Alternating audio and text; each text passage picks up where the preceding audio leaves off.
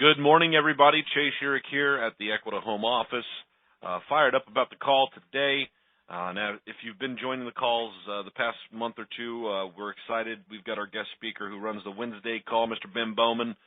Always excited for this call. And we're going to get rolling here in just a minute. We've got people continuing to log in and get settled in here. And I always urge each and every one of you, if you haven't been familiar with it before, on these calls, there's some real meat, potato, substance-based items that are handed out. So it's a good idea to be able to get your pen and paper handy, be able to pick up some tips and tricks that will help you today when you're out seeing people, and be able to help finance your business a little bit better, help the financial side of it, make more money, and get more productive. So always excited about this call. And without further ado, turn it over to the man, Mr. Ben. Ben, are you there? Hey, can you hear me? Yes, sir. Loud and clear, buddy. Thanks for jumping on, and the floor is yours. All right, appreciate it. Again, thank everyone for being on here. The call today, I didn't really prepare it as far as to see how long it would last, so it might be a really short call. This is something that I think is very important, a very important topic.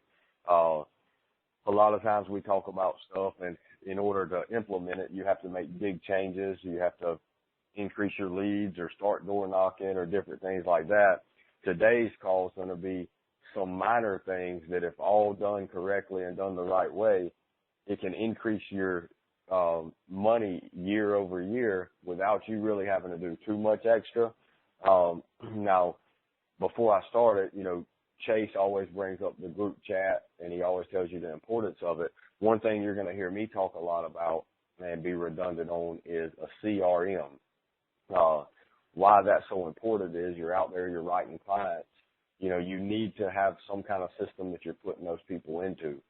Schedule a day each week or Saturday morning when you wake up before you get going to do your fun things for the weekend.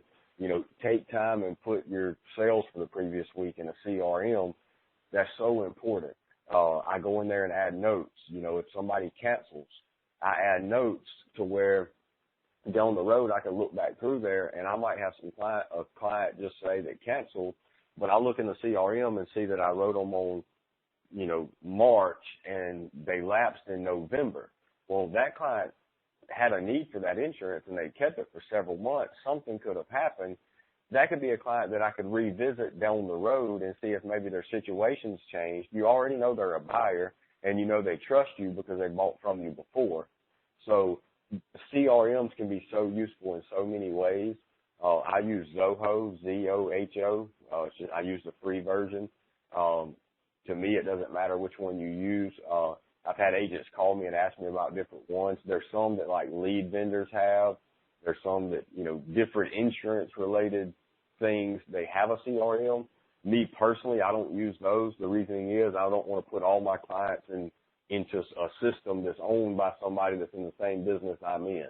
Zoho's not insurance-related, so I'm just a little more cautious on that, in case a lead company starts struggling, so they want to get licensed and go through their CRMs or database or however, I don't know. But I just use that one.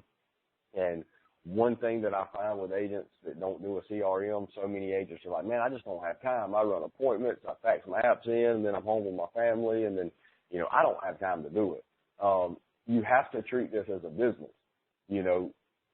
Eventually you'll get to the point to where you might be able to, you do this 5-6 years, and you might be able to lower your lead flow and save money every week because you can get business each week out of your CRM from existing clients. If you do it right, it's very helpful.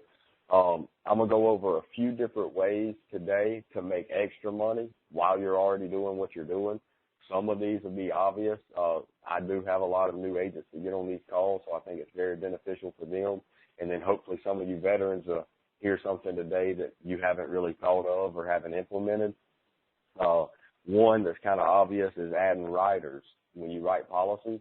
If you write a company that has accidental death rider, or critical illness rider or grandchild riders, offer that. Add that in there. A lot of times it adds just a couple dollars to the premium, but it makes that policy a lot of times a little bit harder to replace. It makes it harder for someone to come in behind you and try try to beat your price or give them a different policy. So make sure that you add that in if you can, at least offer it to them. You know, they don't know that it's an option or not an option. You know, that's your job to let them know and let them decide.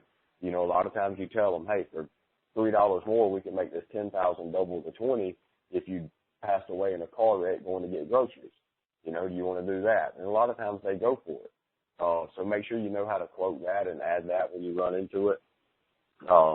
Another thing I want to touch on, and this will be a topic for another call to kind of go in detail on this part, but getting referrals is very strong. What I've done before is do a little competition. The group chat works well. Find an agent in the group chat and y'all just do a little friendly competition. Hey, this week I bet I can get more referrals than you. And why you do that is you can go out to you can use your CRM and go to clients to get referrals. You can do it while you're out there running leads, you know, just talk to the people you're writing apps on, however you want to do it. And, you know, you can make it fun. You can tell them, look, we're having a competition at work and they're trying to see who can get the most referrals. So I know you can help me out. Give me a couple people. Look, I'm not going to pressure these people. I'm just going to call them up, introduce myself, tell them a few of the companies I work for, and let them know if they ever need me to come by and give them some quotes, I will. You know, some people won't give referrals because they think you're going to harass them. Make sure you let them know, look, I'm not going to harass them. I'm just going to call and introduce myself. And if they have a need for my service, we'll set something up. But make it sound like a contest. Try to see how many you can get. And that'll help, you know, boost your sales. Another sheet that I use a lot, and some of you might have used one before, there's an emergency contact sheet that you can get filled out on every app you write. And it's just pretty much, you know, you put their basic information, and you just say, Miss Mary, look, let's say you pay this thing for, you know, 5 years, and your bank account changed or something, and you're in the hospital or you're on vacation, and I'm calling you, I'm trying to get this taken care of, and I can't get you. You know, who's some emergency contacts that I could reach out to get this done? And also, Miss Mary, the day you pass away, I can't call you, you know, so if the company calls says, hey, you know, we got a death certificate or notification of death, you know, we need you to help us with this. I need people to contact to try to get this set up. You know, do you have 3 emergency contacts that if I cannot get you on the phone, I could call them and they could help me get in touch with you or help me get done what I need to get done. And once you do that sheet, it's very important if you're doing it on a client you just wrote to kind of get their permission. And I would just say, now, Miss Mary, if it's okay with you, I'm going to call them at some point over the next couple of weeks just to introduce myself and, you know, make sure they have my name and number. And is it okay with you if I just ask them, do they have a need? You know, do they need me to come by and see if I have something that could benefit them? You want to get their permission on stuff like that because you're not presenting it as a referral. It's just a contact for in the case of emergency. Because I have had a couple people say, you know, I'd rather you not call them. I don't want them to know we got this. You know, so make sure you bring it up so you don't cost yourself a sale. But, you know, if you do an emergency contact, you're writing 5 apps a week, you know, 3 names. I mean, that's 15 extra people that you can reach out to. I know you can also, like, send them something in the mail. Just, you know, have a pre-typed up letter saying who you are and have some business cards in there. You know, if you ever need to get in touch with me, you know, here's my card or whatever. It's just important to know that you don't need to call them and say, hey, I'm Miss Mary's insurance man now, if Miss Mary didn't give you permission to say that. So always ask for the permission there. But using that emergency contact sheet really, really helps. So it's important to get referrals. Make sure you're asking. Make sure you're doing it the right way. I make sure that they know I'm not going to pressure in any way, and they'll be a little bit more open to give me some referrals. A lot of times they'll tell you, yeah, I mean, I know some people, but I think they got insurance with work or I don't know, you know, just reassure them, look, if they already have something and it's what they need and it's a good policy, I'm just going to tell them that. So it's not going to hurt them. But in the rare case that they have a bad policy, you know, I might be able to get them out of that and save them money in the long run. So it's important, you know, at least that I try. And then, like I've mentioned before, make sure you follow referral sales anytime you replace a policy that was written by one of the really, really high-priced companies. And the reasoning is they're trained like this, and they're trained to run referrals. So if they wrote Miss Mary probably gave them 5 referrals, and they probably pushed them into an overpriced plan as well. So by following those referrals, you can get freebie replacements, just by asking and going to see those people. One other thing is that I know some agents do it, some might not, and some might not have ever heard of it, but it's the money purchase option. And this can put extra money in your pocket every month easily. And if you're writing a client a $10,000 policy, I pull up a quote, I show them $10,000, we go through everything. Right before I do a phone interview or I write the amount on the app, I just ask them, now, Miss Mary, let me ask you, you have 2 options. A $10,000 policy is $47.63. Okay? So each month your payment's going to be a weird number, but when your beneficiary gets this check one time, it's going to be a perfect $10,000 check. We also have the option where you can make this $10,000 check a little bit of an odd number. It might be $10,280, but you can make your premium you pay every month a round figure. We can round it to where your premium every month is exactly $50, so it might be easier to keep up with, because a lot of these people, when they figure it in their checkbook, they just figure in for $50 anyway, to make sure there's enough in there. So a lot of times they go for this option because they're like, yeah, that'd be a lot easier to keep up with if it was just 50, so by rounding it up right there, you added a little bit of premium to your sale. And if you do that over the course of the whole year, it adds up. It adds up a lot just by increasing it to a round number. One other thing that I've done them by mail. I've done them by just showing up with them. And I guess the only thing you could call it would be like a pre-approval letter. And it's by using your CRM. And by doing that, I keep notes. If I wrote somebody and they picked the cheapest option on the sheet, but they was kind of wanting a little bit more expensive one on there, but they was unsure at the time, I make notes of that in my CRM.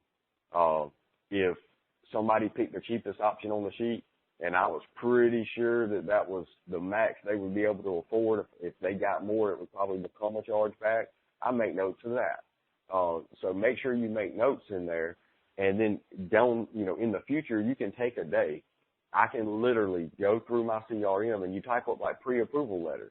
Now you have to make sure in there that you put, if your health has not changed since your last application, blah, blah, blah, you have to put all that at the bottom.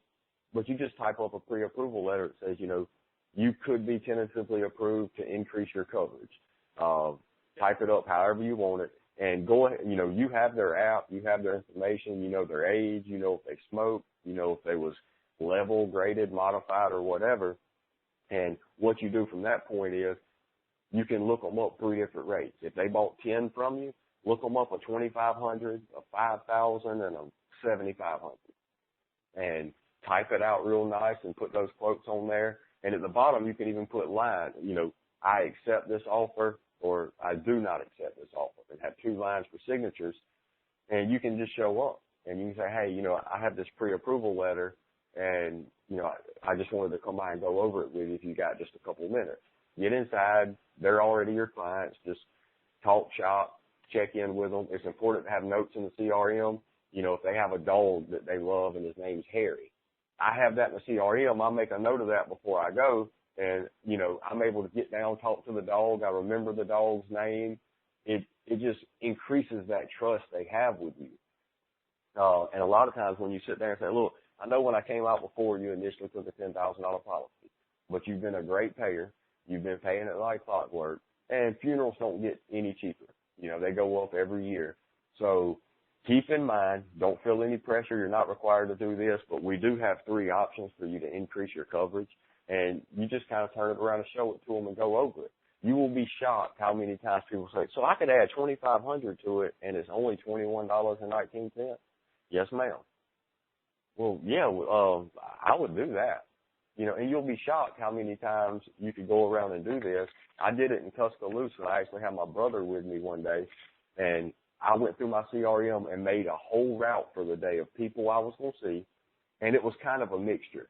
I had some people I just wanted to go talk to that, you know, might have had somebody else they wanted to get a policy on in the future, this, that, and the other. And then I typed up some of these pre-approach letters. Me and him went to Tuscaloosa, Alabama on a Friday, and I wrote $4,400, didn't have a single lead. It was just me and him going out there, and I was doing it to sell him on using the CRM and working your book. Your book is your most important tool after you've been in this business a while. Well, so many of you that's on this call probably don't even have a book. You have the people you wrote last week. That's probably the only ones you can really remember. And you have to pull out your files and just have a stack of apps and look through them.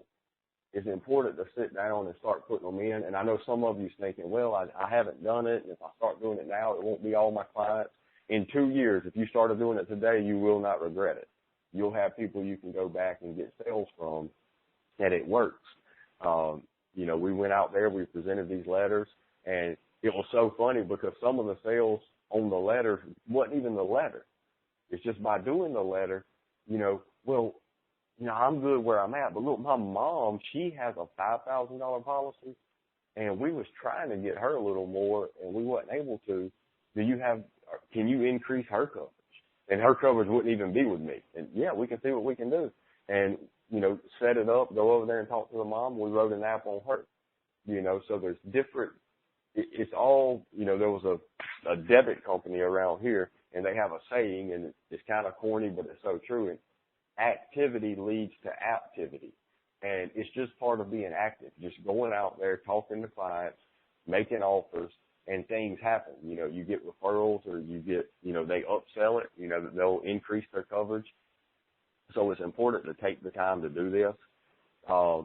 One other tip that I think is so valuable, that a lot of y'all might already do this, I'm not sure, but I have magnets. Like my business cards, I also order business card magnets. In every house I sell, I put a magnet on the refrigerator. And the reasoning is these people we see, they're going to lose your business card in 30 minutes. But I guarantee you, if you go to the refrigerator, they got magnets on there that's probably been there before you were born. Definitely before I was born. But I have magnets that I put on the refrigerator because they don't change that. You know, those magnets usually stay up there. They stay on the fridge.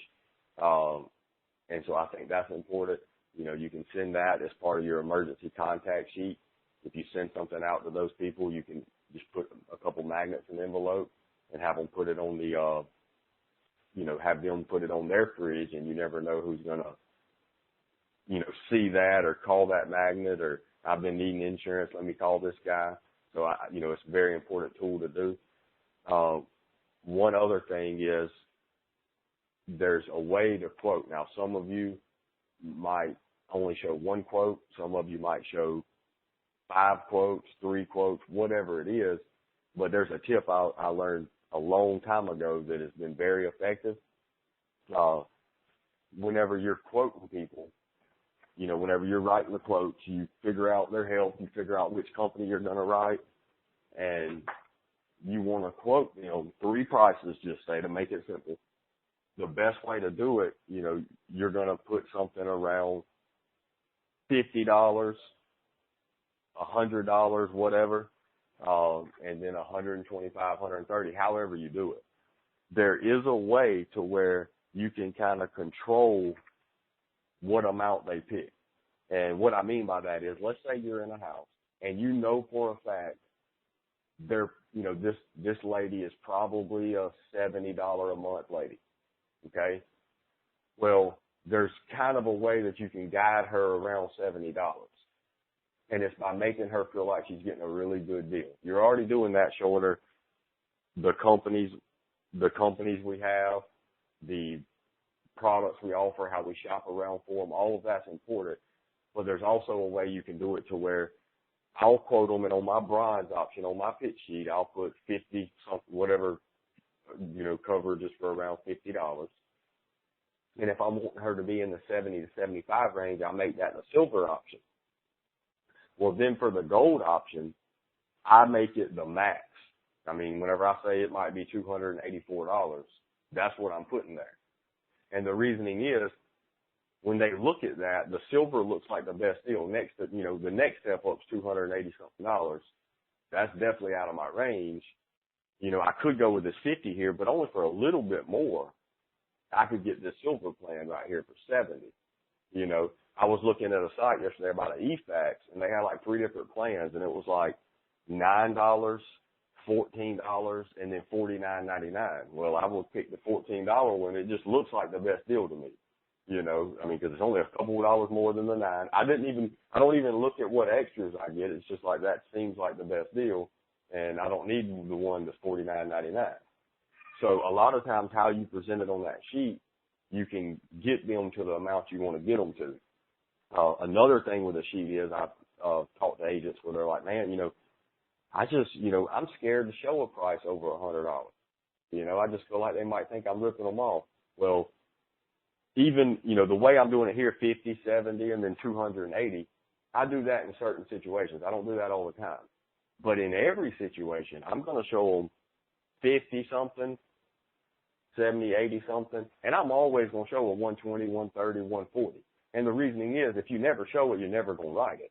And certain people pick that, and that's how you write the bigger apps. So I always do that, but there's certain times where you can, instead of showing it 120, 130, you can make it 280, and it would cause them to pick that silver plan almost every time, and that'll increase your sales there. Now, what I did is I kind of figured this up. Now, none of this is no way of knowing how many you would get or how accurate, but just to show you how a few little things can change your production. On the riders, if you added 4 riders a month, so 1 a week, at $3 increase to the premium. So every week you're only increasing it by $3. That don't seem like a lot. But doing that, then on the referrals, if you get 2 sales from a referral per month, so 1 every 2 weeks, you get a referral sale at an average of $50. On the money purchase option, where you round the premium up to an even number, let's say you get 10 apps a month that do that want to round it up, okay? On the pre-approval letters where you go out and see existing clients, let's say you only make up 5 of them a month and 2 people actually do it for a $25 increase, okay? On the, where you do a 50, a 70, and then like a 280 plan, let's just say 4 per month pick the silver plan that would have probably picked the cheaper plan for $50. So that's roughly a $25 increase on 4 apps per month, so $100 a month extra. And then on magnets for the fridge, let's just say you get 2 call-ins a year, not a month. Only 2 people a year call from your magnet being on somebody's refrigerator out there, and they buy a $50 app. Just those things added up, if you total it, that's $41,088 in AP that year doing small things. And now I believe you'll get more call-ins than 2 a year for magnets. The money purchase option, you'll probably have more than 10 people want to round it up. I know I would. If you could round my premium to an even number, I would love that. As far as doing the 50, 75, and 280, I believe more than 1 a week would probably go to the silver that might have been thinking to pick the bronze. 2 sales from referrals. I mean, if you're doing it the right way and doing emergency contacts and working your CRM and calling existing clients, it's going to probably be more than 2 sales per month. But all these are small numbers, only 4 riders per month. So doing these small numbers, you're not really having to do too much extra. The main key is you're having to put them in a CRM, which legitimately takes no time. In my CRM, I put name, address, phone number, date of birth. Then I have a notes section. And what I did on Zoho, they have like 100 options. I click edit, and then I delete all of those options. I just have name, address, phone number, date of birth, and then the notes section at the bottom, just a box. And in the box, I put the date I wrote them. I put what company I wrote them, what face amount, what premium, and their due date. And then I put notes. Like say I wrote them a $30 app. My note might be, I really felt like this client was going to be a chargeback, so I showed a very small amount. All right. Well, Then I put any other notes, had a pink house, had a dog named Harry, had pet turtles, whatever the notes are that stick. Like one lady in my CRM right now, her coffee table was a Harley Davidson. She had a motorcycle right in front of her couch, and that's what my sales kit was on. That's my note for her.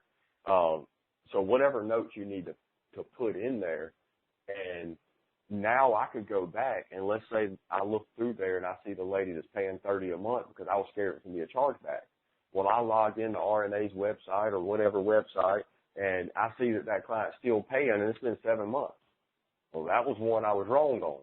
So I'm going to go and try to, I might have wrote her a 6,000 for 30 because I was nervous on her canceling it, and now I need to go back and show her a 4,000. Print out offer a pre-approval letter and put a 4,000, a 6,000, and an 8,000 and go present it. And it's part of working a schedule, making a plan every day.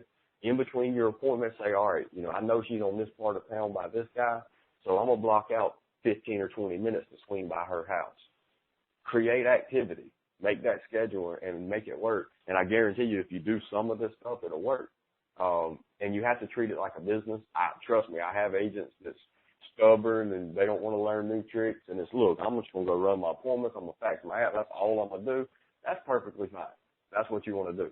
But me, I treat it a little bit more like a business, and I try to make money from all different angles of this business while I'm out there, and I use my CRM the most to do that. Hopefully that helps someone, taught you a couple extra little things to do while you're out there.